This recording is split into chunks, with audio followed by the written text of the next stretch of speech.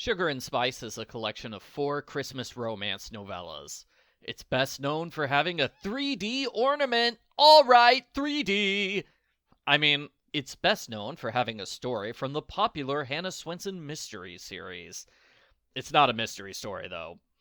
I saw many reviews which said things like, I only read the Hannah story, I didn't read the others. Well, I read the others. They all end with a marriage proposal. 2 of the couples got married before going out on their first date, which definitely feels like rushing into marriage. The Christmas tree stocking has a good couple who run competing Christmas tree farms. Out of the entire collection, this is the one I most want to see get made into a Hallmark movie. Sadly, the couple doesn't spend much time together. They don't meet until after halfway through. 6 out of 10. The Ghost of Christmas Past is the dirty story of the collection. A snowstorm traps 2 strangers in a cabin. Their mutual attraction builds until they do adult activities. 4 out of 10. In The 12 Desserts of Christmas, Hannah Swensen recycles recipes from her previous books, while helping 2 teachers fall in love. It's difficult because the students keep trying to manipulate the relationship. 6 out of 10.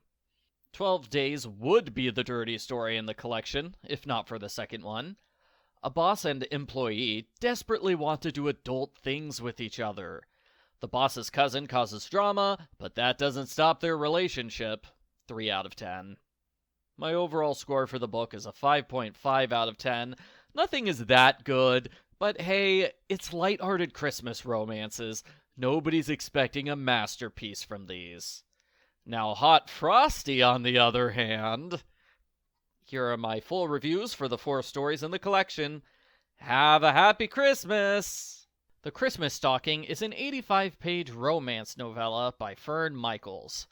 Gus Moss is a flamboyant architect with a very successful business in Hollywood. When he learns his family Christmas tree farm is closed, Gus drops everything in his life to help. Gee, I wish I was rich enough to take a 2-month break from work whenever I want. Argo Funk Book Review, Argo Funk Book Review. The situation is worse than Gus feared. Most of the trees are dead or growing wild. Gus is richer than God, so it's not a problem. He calls all the employment agencies and says he pays double minimum wage. He gets more than enough workers to fix the farm in time. He's got competition. Some senior citizens started a Christmas tree farm to raise funds for a new building. Tilly Barron asks her hotshot business daughter to run things. It's a typical Christmas romance setup. 2 big city kids have to return to their hometown for the holiday, and they fall in love. The book alternates chapters between Gus and Amy. Gus and his dad butt heads. Then his dead mom shows up and tells him his dead mom. Yeah, Ghost shows up out of nowhere and says, give Dad another chance. Gus is mildly surprised. Oh, hey, my dead mom is back, huh? I think if this happened in real life, he would be screaming for hours. Gus's dad spreads a rumor he's selling trees for half price. That forces Gus to talk to him. The 2 of them become friendlier, and Dad helps with the tree business. Amy arrives in town. She brutally takes her absentee mother to task. No, Mom, I won't do all your work for you. No, Mom, all your ideas are terrible. Yes, Mom, I will destroy your stupid cell phone and force you to be a parent for once. It's an introvert's dream come true. To be fair, it was a jerk move for Mom to dump a business on Amy when the business has no employees, no stock, and is almost $1 million in debt. Plus, Amy is not in management. She works in PR. Tilly cries. The truth is, she didn't want to abandon Amy for decades. She only did that because her husband cheated on her. And even though he died a long time ago, Tilly continues treating her daughter like garbage because, I don't know, it makes the book more dramatic, I guess. There's a similar story with Gus and his dad. Shortly before Mom died, she asked to have Gus's special tree cut down. Instead of taking 10 seconds to tell Gus the truth, Dad decided to lie and let Gus hate him for years. Terrible decision, Dad. I'm surprised Mom's ghost doesn't intervene here. About halfway through the story, Amy and Gus meet for the first time. Gus falls madly in love with her. He offers to sell her trees for 20% off. She's furious because her business can't turn a profit unless she gets them for 55% off. She calls Gus a greedy Scrooge. I don't know, I think Gus is right in this case. It's a terrible decision to give up most of your inventory to a direct competitor at less than half price. Tilly and Gus's dad team up. They try to secretly move a bunch of trees in the middle of the night. The sneaky plan backfires because the senior citizens are way too old and tired to do a bunch of manual labor at midnight. Amy apologizes to Gus. He asks her out to dinner, where they agree to combine their businesses. She gives him a steamy kiss goodbye. Gus and his dad officially apologize to each other, and we finally get to the Christmas stocking story that the book is named after. About time. It's not a Christmas stocking as much as it is a Christmas raffle. Every business in town donates a prize, which is put inside a giant 20-foot stocking. On Christmas Eve, a lucky winner gets all the prizes. Everybody's exhausted after opening day. Gus and Amy are so tired, they fall asleep on the couch together. Everyone teases them about it. The book skips ahead a month. Almost like the tree farm stuff is unimportant and doesn't matter. It snows for the first time, which inspires a bunch of new customers. I have no idea what kind of person waits for it to start snowing before they prepare for Christmas. Also, I have no idea why one family needs 4 trees, but whatever, it's good for business. Amy isn't sure she'll see Gus again, since they live on opposite sides of the country. She tells Gus he's a great kisser, and they would be a good couple with kids. Gus happily agrees to marry her and move her out to Hollywood. Well, they went from first kiss to engagement fairly quickly. I'll just assume they had a lot of great dates and time together during the month that the book skipped over. The end. Post-book follow-up. I thought the story was okay. It would be improved if our romantic leads met each other sooner, and I think it should have ended a chapter or 2 earlier. I'm not sure why the ghost stuff was included. That was odd. Gus and Amy are okay romantic leads. I wish they spent more time together. It's somewhat funny to see his over-the-top reactions to her, while she... I'm not sure why she likes him that much. Once the romance starts, we mostly get his thoughts and not hers. The book acts like they own the only 2 Christmas tree farms in Fairfax, Virginia. I checked, there are like 6 different farms in the area. Gus is so rich, he easily could have sidestepped all of the drama by building a new senior citizen center outright. Nobody thinks of that. Amy does think to call local churches for volunteers. It's treated like a smart idea that helps reduce their workload, but to me, it sounds an awful lot like she's saying, we'll call our workers volunteers so we don't have to pay anyone. Overall, I'd say it's an okay story. I wasn't a fan of the parent drama, which carries the first half of the story because Gus and Amy don't meet until the second half. They really should have met sooner. It would also be better if the Christmas stocking was introduced earlier, not at the very end.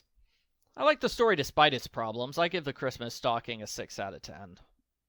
Ghost of Christmas Past is a novella that's around 70 pages long. It doesn't have an official cover, so here's a snow cabin, a couple, and a ghost. Done. Argo Funk Book Review. Argo Funk Book Review. Katie Hadley is figuratively haunted by the ghost of her husband Daryl. He died 4 years ago, and she's still not over him. Christmas is especially hard for her, because that's when he proposed. It's a great move on Daryl's part to propose on a holiday, so his wife would never forget the date.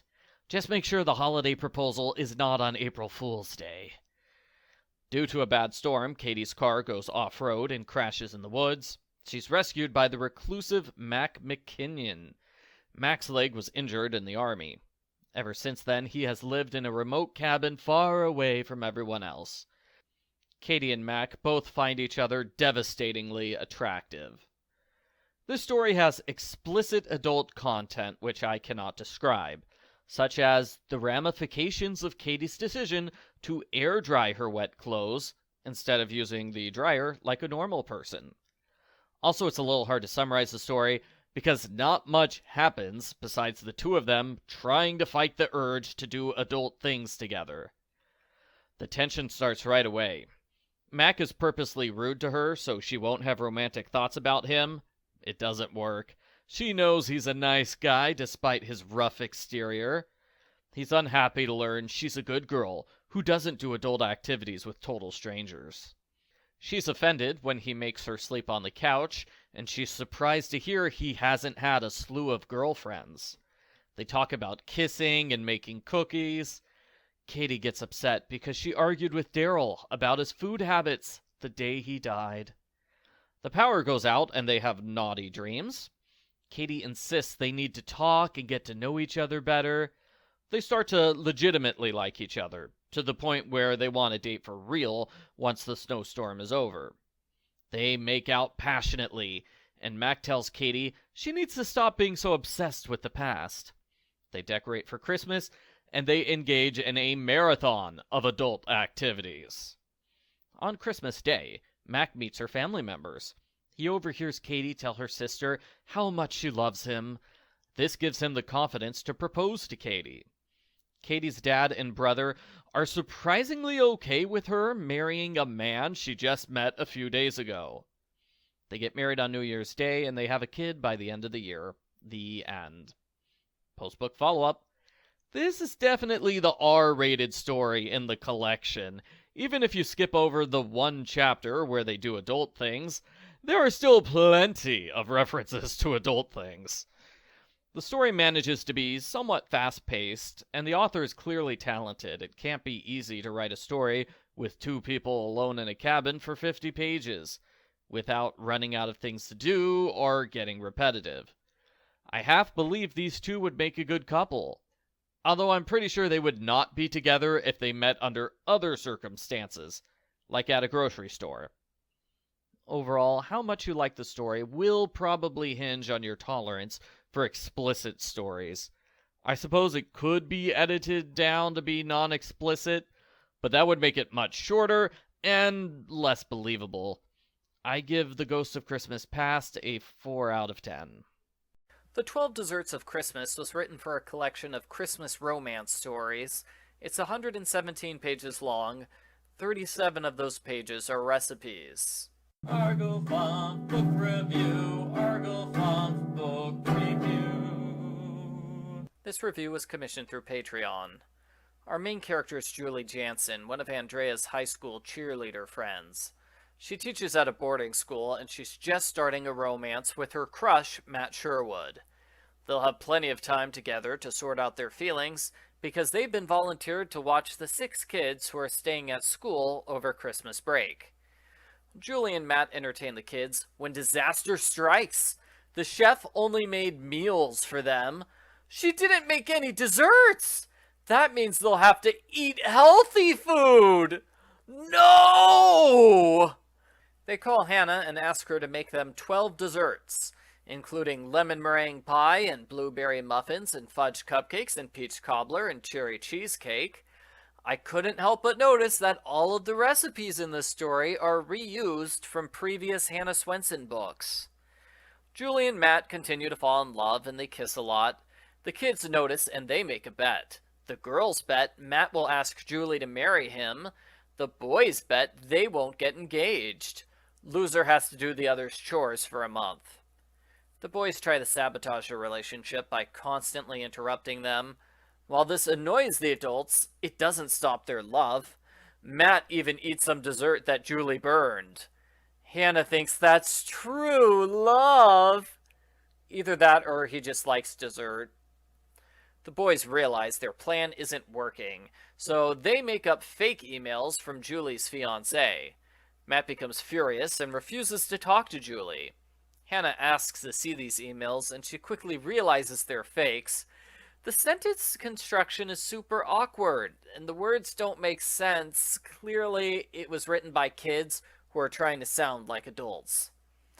The kids confess to Hannah about the bet, Matt and Julie make up, and there's a happy ending where Julie proposes to Matt. That way nobody wins the bet. The end. Post-book follow-up.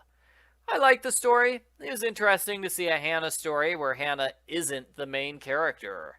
She's mostly there to bake desserts and be Julie's romance confidant. I'm not sure when Hannah became a love expert, considering how badly her love life is going. In the last book alone, she turned down marriage proposals from both of her boyfriends, then cheated on them with boyfriend number 3. There are some minor problems with the story. At times, the kids talk more like Hannah than actual kids. Matt is far too willing to turn on Julie for me to be convinced it's true love. Worst of all, the first recipe of the story is wrong. The list of ingredients has chocolate chips, but the chips aren't in the recipe itself. But none of the problems are big. It's supposed to be a short and sweet love story. That's what it is. It's not a mystery like the other Hannah Swenson books, but if you like Christmas romance movies, you'll probably like this one. I give Hannah Swenson number 8.5, The 12 Desserts of Christmas, a 6 out of 10. 12 Days was written for a collection of Christmas romance stories. Natalie Harris is lusting after her boss, Jake Lyons. The problem is that he's so handsome and wonderful. She's got a nervous stutter whenever they talk. Argo Funk Book Review. Argo Funk Book Review. Jake and Natalie volunteer at a homeless shelter together. Jake's cousin Brad is pompous and greedy. He tries to sound impressive by using big words. That makes 2 stories in this collection, where someone complains a person is pretending to be smart by using a thesaurus. Which isn't a whole lot, but it's weird that it happened twice in a row. Brad declares that the office is doing a Secret Santa program for 12 days. Naturally, Jake and Natalie get each other. Jake normally avoids Christmas, but he likes shopping for Natalie. She's fun and passionate, and she's so good-looking. He keeps getting distracted by her. Natalie sends Brad thoughtful and sexy messages, signed Spice Girl. He's very intrigued by his mystery admirer. Me, I thought it was a little weird. Natalie is in a love triangle competing against herself. The love triangle should be with Dina, the secretary with big body parts. Jake takes her out on a date, but he quickly realizes she's not his admirer. Fast forward to day 5, Jake and Natalie make out in the file room. Well, that escalated quickly. That's when Brad decides to cut off financial support for the homeless shelter. What kind of Scrooge robs homeless people at Christmas? Natalie is furious and disappointed with Jake. He takes her out for coffee and tries to explain. His family's always considered him a screw-up. He's working extra hard to save the company and secure his family's legacy. At this point, Jake decides he likes Natalie too much. It scares him. He decides to purposely scare her away by lying to her and acting like a jerk. I hate it when romance novels do this. I don't want to see them become a couple after he treats her badly. Natalie realizes Jake is her secret Santa. She knows she's fallen in love with him. Again, Jake responds by being mean to her. Natalie gets a job with another company. Her stutter goes away when she tells Jake about her new job and how she wants to find meaning in her life. They share a steamy kiss with some adult actions taken. This is definitely not a G-rated story. When Jake realizes Natalie is his secret Santa, he can't let her go. He dresses up like Santa. He gives toys and houses to all of the families at the homeless shelter. He starts a charity foundation named after Natalie, and he asks her to marry him. Bro, maybe you should go out on a first date before asking Natalie to marry you. The end. Post-book follow-up. This story felt rushed, especially the ending, where they decide to get married after kissing twice and dating never. It's called 12 Days, but it's more like 3 or 4 days. I imagine if this was a full-length book, not a novella, we'd have scenes from all 12 days. I didn't mention all the various co-workers in the story. I thought they were good. Most of them are comedy relief, but they work well. I would watch a TV show with this cast. Natalie is fine, but I'm not so sure about Jake. I found it questionable that he falls in love with Natalie and his secret Santa at the same time. Can he really commit to her when the whole time he's crushing on somebody else? Like I said, I hated it when he started treating Natalie badly, even though he didn't want to. That felt like a transparent excuse to create drama. I give 12 Days a 3 out of 10.